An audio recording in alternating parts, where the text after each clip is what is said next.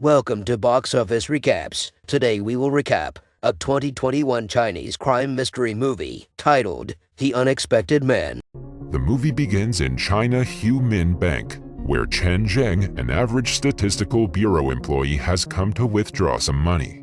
However, as the man is going about his business, several masked men suddenly enter the bank, guns blazing, and immediately shoot down the guard. They then threaten the whole room to lay low on the floor and begin harassing the employees to fill up their bags with money. As the gang starts filling their bags with all the cash that the bank can offer, all Chen Zheng can do is watch. Suddenly, one of the employees manages to gather some courage and presses the alarm signal, warning the police. The leader of the robber gang notices this and beats the man to a pulp before he warns all his men to start moving out. A black car stops outside for the 4 gang members, who had just finished loading in the money. Just as the final member and gang leader is heading outside, Chen gets up and throws a literal dustbin at the man. When the bin strikes the gang leader, he stumbles and drops the mask on his face. Chen Zheng then uses the special ability that he has and takes a quick look at the man's face. With just a simple glance, Chen Zheng is able to read every single detail in the man's face, the length of his forehead, the width of his lips, and even the distance between his ears. All of the gang leader's features he converts into data with just one glance. The gang leader is perplexed for a second and then leaves, and as soon as he does, Chen Zheng gets up and starts scribbling on the poster of a male model nearby and notes down the dimensions that he gathered earlier. The police soon arrive with Inspector Sun and his other forces, who quickly take the situation under their control. Thankfully, the guard, despite being shot, hasn't succumbed to his injuries yet. When the cops start questioning the witnesses, Chen Zheng comes up to his son and tells him that he had seen the face of the perpetrator's leader. He also corrects the cops who had assumed that there were 4 robbers and tells them that a 5th one was present as well, who brought in the car for them to drive away. Lucky for the cops, Chen Zheng, the brilliant man, had also remembered the license number, and not only that, he had already managed to figure out that the plate was most likely stolen from the Archiver's Bureau, since the numbers were in 3 figures just like the ones that are in the archives only. Amazed by the skill of this random man, the inspector tells his men to take him to create a sketch for the suspect, while he orders the others to track down the number plate that Chen Zheng had given them. At the police station, Chen Zheng gives the precise details and data that he had noted down earlier to the sketch artist as they race to create the sketch of the culprits. Inspector Sun, on the other hand, goes to get the report about the car with the fake number plate and finds out that the car, which was also a stolen one, had been abandoned by the culprits. They had used the farmer's market to take cover and escape. Frustrated, Sun returns to check on the sketch and finds that for the first time in his career, the artist had been able to visualize the culprit in the very first attempt. Sun is not so convinced after witnessing this, because no person could ever remember a face with such precision on the very first time they meet. Chen Zheng tries to assure the inspector that he was sure about his abilities, and that the process was a well-known form of statistical trick called data portrait. When the inspector is still not convinced, Chen stares at him and tells the sketch artist the dimensions to Sun's face without opening his eyes. The portrait is exactly the same as Sun, finally making him realize that Chen Zheng was the real deal. Quickly, he sends the culprit's picture for reference in their records, and only after a few days of investigation, the robbers are caught. The men, led by their gang leader, Ding Qiang, are all caught and put to jail. The man who had helped the police track down and capture such dangerous robbers in only a few days, Chen Zheng, is also very famous and all over the news. Soon, the people start calling him the numerical whiz, and everyone starts to follow him around to ask questions or take autographs. Chen Zheng, who's been an introvert all his life and hates having a lot of people swarming around him at all times, finds it difficult to deal with his newfound fame. The people were following him everywhere and there seemed to be no end to it. They even start following him to his office. Frustrated, Zheng goes to his boss's office to complain about why all the reporters and interviewers were allowed to enter the premises of the office, But his boss thinks it's a good thing that the press was loving him and giving him a good reputation, as that would help the office as well. After all, a well-liked director of the office would make for such a good social status of the company. At this, Zheng is confused. When did he become the director of the office? The boss opens a drawer and hands him the promotion certificate at this very moment. Zheng is reluctant to take the offer, but the boss assures him that he deserves the promotion no matter if he's famous or not. After a tiresome day at the office, Chen Zheng goes to the hospital along with his wife to visit his brother Chen Mo, who has been recovering from the leg injuries that he suffered a few years ago. Chen Mo sits with his niece as she reads him a book and watches his brother and sister-in-law walk up to his room. The doctors have given Chen Mo the permission to leave the hospital and tell Zheng that it's unlikely that Mo can ever come back to the same strength with his legs. Mo is a real reclusive man who lives alone in a computer repair shop that he owns. The man has little to no money and seems to always have a grim look on his face. He is the complete opposite of his younger brother Chen Zheng. The family decide to celebrate the New Year festival together the next day, as Zheng and his family leave Mo alone at the shop. The next day at the police station, suddenly, one by one, all of the computers start to shut down until finally the main screen at the center of the room shows random numbers, like the Matrix, flowing through the screen. The officers are perplexed as to what had happened to their system and suspect that a virus has taken over. However, the more they investigate, they realize that the numbers appearing on the screen correspond to the Chinese characters, and upon matching, they call out the names of the cops and Chen Zheng several hundred times. Immediately, Zheng is called into the scene to see if he knows anything about the strange occurrence. When Zheng arrives, he's a bit frustrated as he wanted to take his family away to celebrate the festival. However, as the cops explain the situation to him, he decides to focus his attention here. Just as he is filled in with all the details, the numerical screen changes to show the image of a red-dressed woman who calls herself the Flower Demon.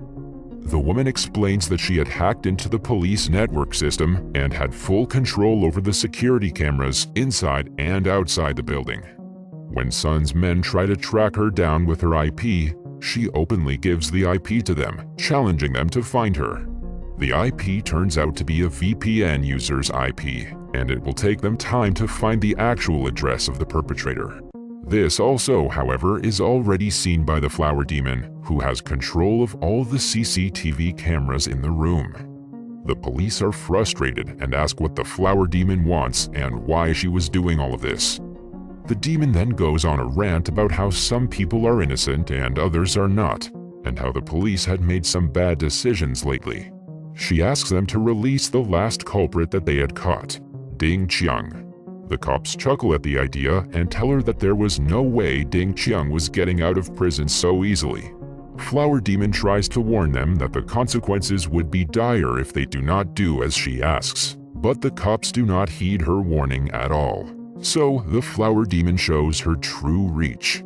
She asks the policemen to look outside from their office and proceeds to blow up the 5th floor of the adjoining building. Shocked, the policemen rush to the place.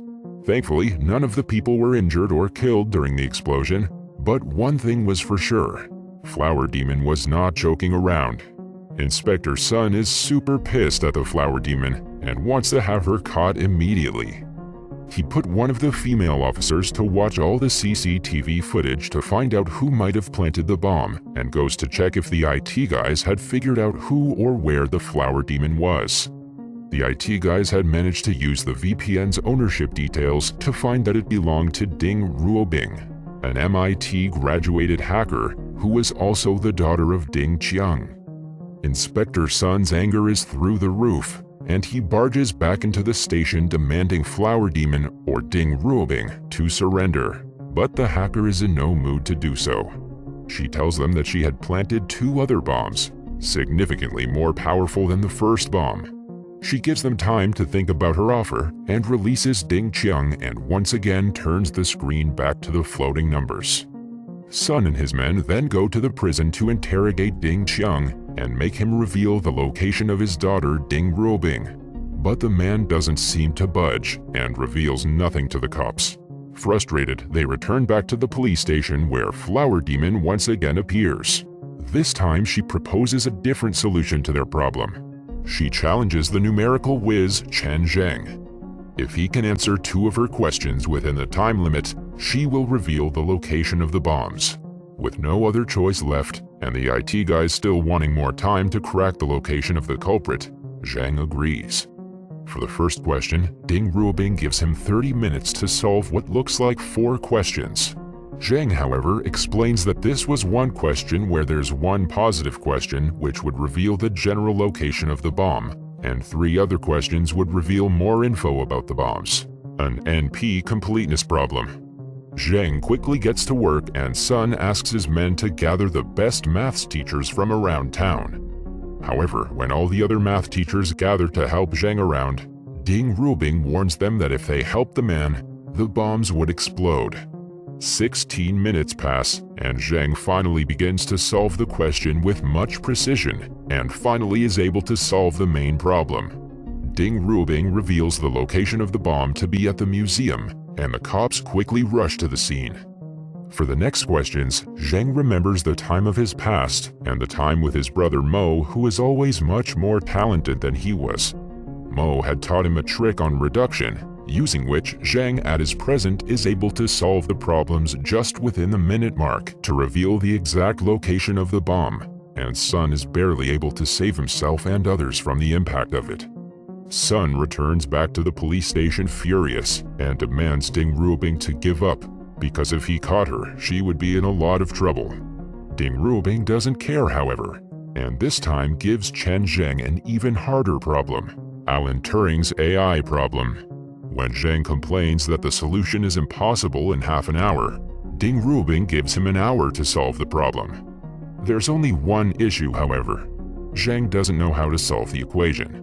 The news of the bombings quickly spreads all over the media, and Zheng's wife also arrives at the police station with a plan.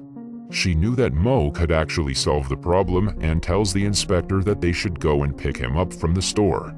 Sun is a bit confused as to why Mo was more talented than Zheng when he was just a high school graduate, but Zheng's wife, Guy, tells him that in the past, Mo was an actual maths genius who didn't get to go to college due to the fact that their family didn't have enough money to send both the sons to college.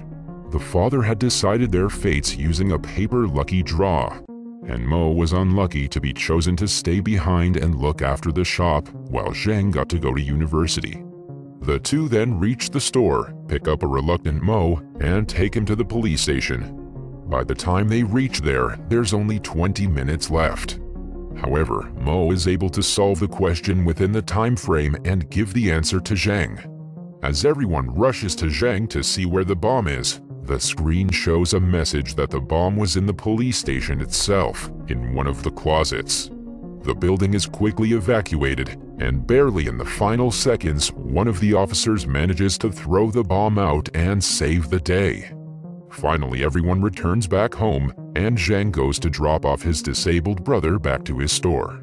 There, as Zheng puts Mo aside and looks for the AC remote, Mo slowly gets up from his chair. He could walk. He takes a chair nearby and slams it onto his brother's neck, rendering him unconscious. At the police station, all the cops are adamant to find Ding Ruobing. But then one of them comes up with the news. Ding Ruobing is dead. Or rather, had been dead for almost a month now. Her body was found in the freezer at Ding Qiang's home, and once again, Sun and his men go to question the prisoner. Qiang admits that his daughter had been dead by overdose, and he hadn't been able to do the funeral because he felt helpless. He requests the cops that they bury her, and then as they're about to leave, he tells them that Chen Mo, Chen Zheng's brother, was actually in jail with him back in the day. Sun's suspicion rises, and then he becomes sure that Mo was the Flower Demon, when his IT guys figured that the address of the Flower Demon was actually Mo's store. At the store, Mo has actually changed himself into Zheng's clothes. He remembers the past where he lost everything to Mo. He had topped the entrance, but Mo got to the university, not him. Guy was once his lover, but Zheng had stolen her too. And then 6 years ago, Zheng was the one who had caught him with an illegal software, and while escaping from him, Mo had gotten into an accident that almost killed him. For 6 years he was sentenced to jail. Zheng had taken everything from him, and now he would take everything from Zheng by becoming Zheng. He ties his brother up with a bomb and heads to his house to live as Zheng. As Mo is having dinner with Guy and his new family, he gets a call from Sun who tells him that Mo is the flower demon, and they were heading to his store to catch him. Mo gets up to leave to witness the result of his actions, and Guy hugs him from behind to try and stop him, but he leaves anyway.